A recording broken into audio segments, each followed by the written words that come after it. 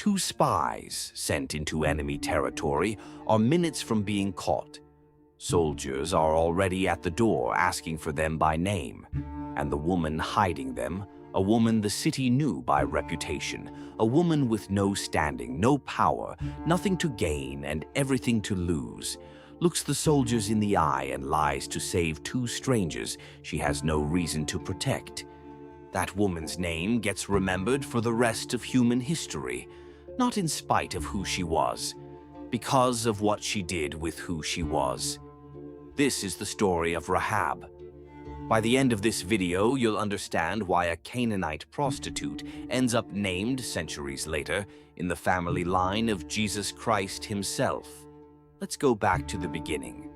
To understand what Rahab did, you have to understand exactly where she stood in her own world, because it's easy to flatten her into a simple, bad woman turned good story, and that's not quite what the text gives us.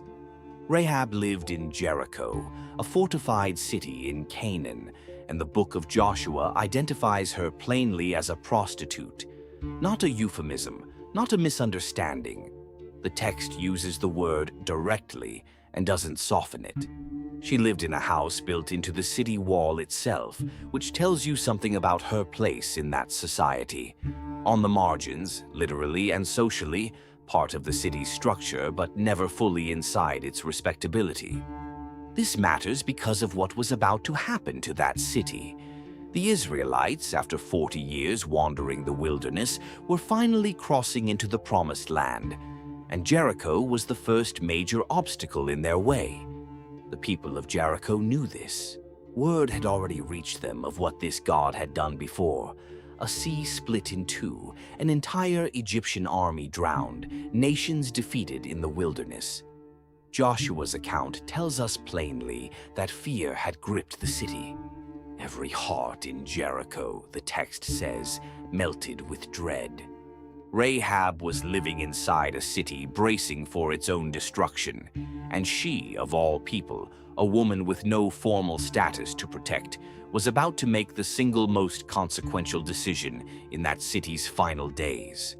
Joshua sends two men to scout Jericho quietly before the invasion. Where do they go? Straight to Rahab's house. It's worth sitting with that detail rather than rushing past it. Scholars have long noted that a brothel on the city wall would have been a natural place for two strangers to lodge without drawing immediate suspicion. Comings and goings there wouldn't have raised eyebrows the way they would almost anywhere else in the city. The very thing that made Rahab marginal in respectable society is what made her house the spy's best chance at moving unnoticed. Her place at the margins becomes, almost immediately, strategically central to everything that follows. But word gets out anyway. The king of Jericho hears that Israelite spies have entered the city and have gone to Rahab's house specifically. Soldiers are sent directly to her door, demanding she hand the men over. And here is the moment everything turns. Rahab has already hidden the spies. The text tells us this happened before the soldiers even arrived, meaning she made her decision fast, almost instinctively, the moment she understood who these men were and what was coming. When the soldiers arrive, she tells them the men were there, but already left, heading out of the city. She sends the king's own soldiers on a chase in the wrong direction, while the two spies she's protecting are hidden on her own roof, under stalks of flax. This is, by any plain reading, an act of treason against her own city, her own king, her own people, committed by a woman with absolutely nothing forcing her hand. No one threatened her into doing this. No one was holding anything over her. She made this choice freely, in a matter of minutes, with everything to lose and the full weight of a king's soldiers standing in her doorway.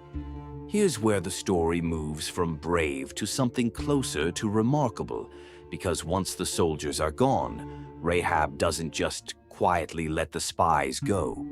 She climbs up to where they're hiding and says something extraordinary. She tells them she knows, not suspects, not hopes, but knows that the Lord has given them this land.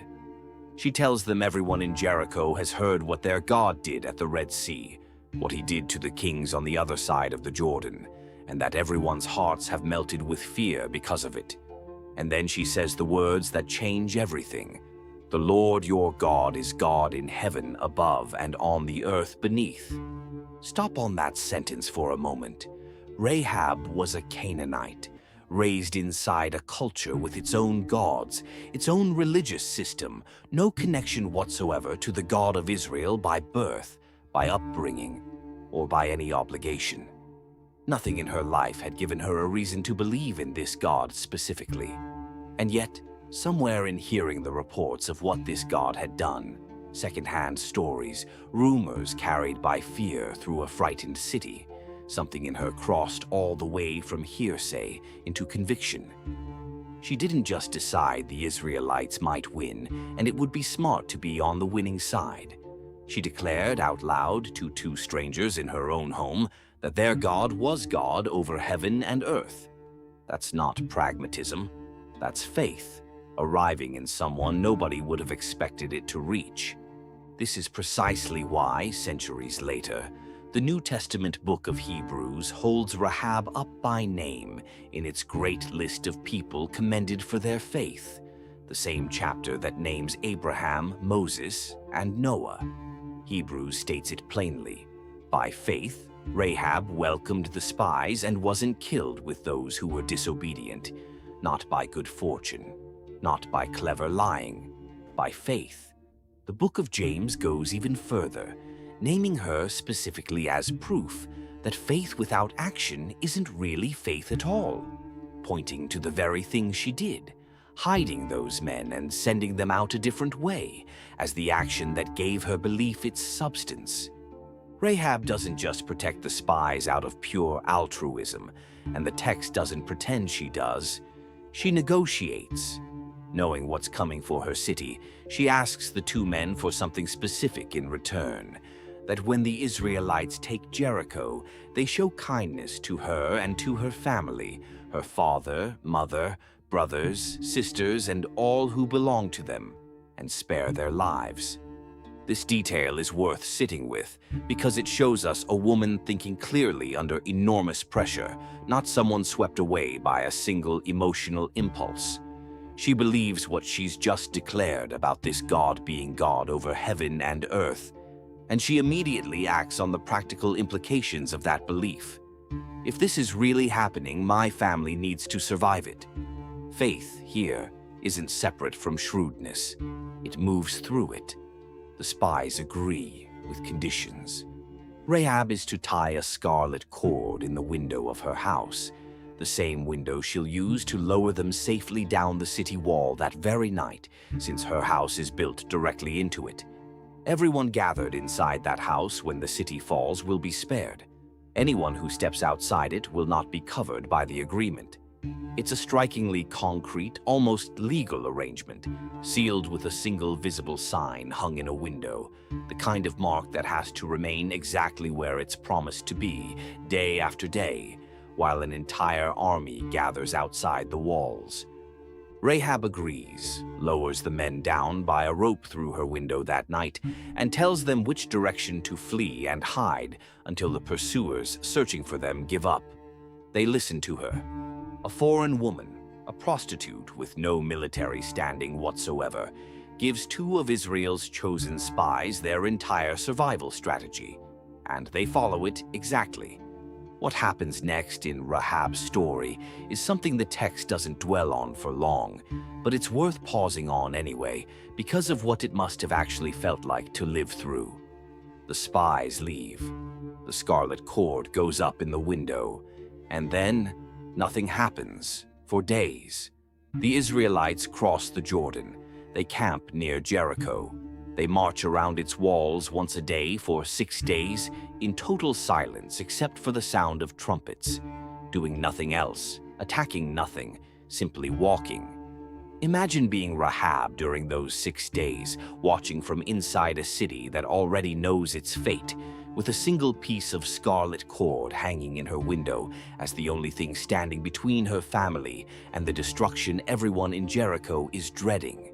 Every day that cord stays in that window is a day of trusting two strangers she has no way of contacting again, no way of confirming anything with, no way of knowing for certain that the agreement will hold once the chaos of an actual battle begins.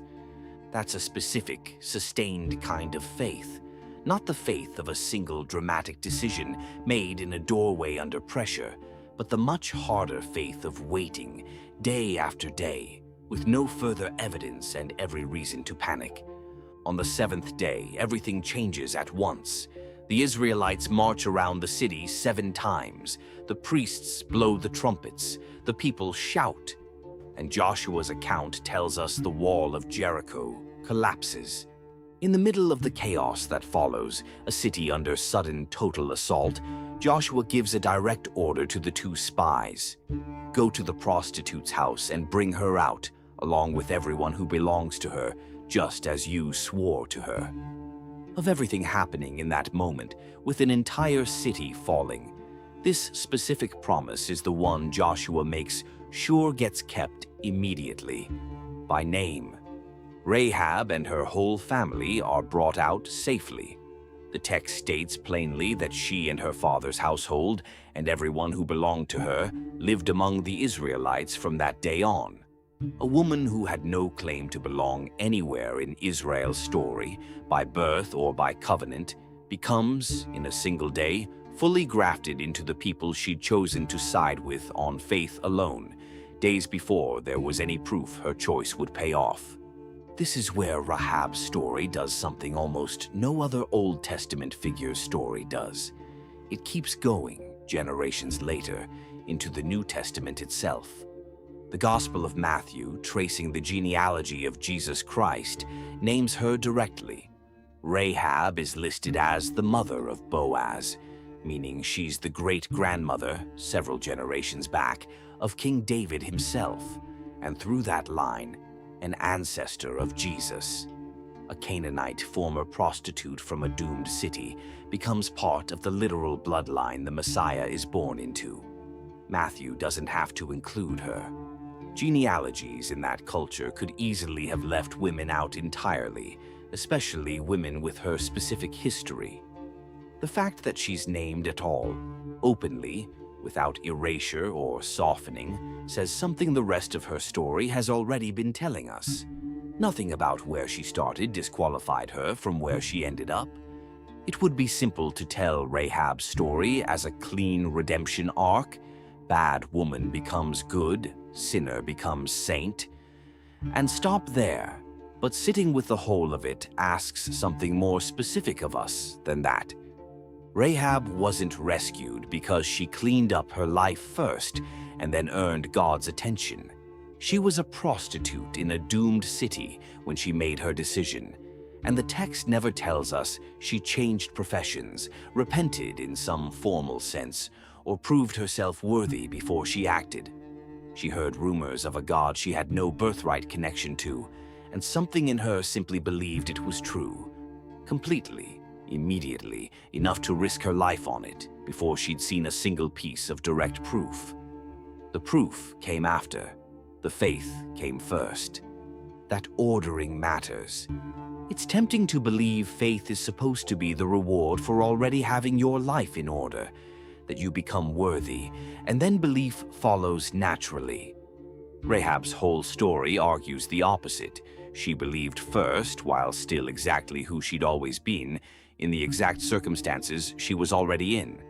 And that belief, acted on with real courage in a doorway with soldiers waiting, ended up writing her name permanently into the story of how God works in the world, remembered by Hebrews for her faith, remembered by James for her actions, and remembered by Matthew as an ancestor of Christ himself. Whatever margins you might feel you're standing in right now, however far from worthy you might feel, however unlikely your own story seems for any kind of meaningful purpose, Rahab's story isn't really about Jericho at all in the end. It's about how little your starting point determines what you're capable of, the moment you actually decide to believe.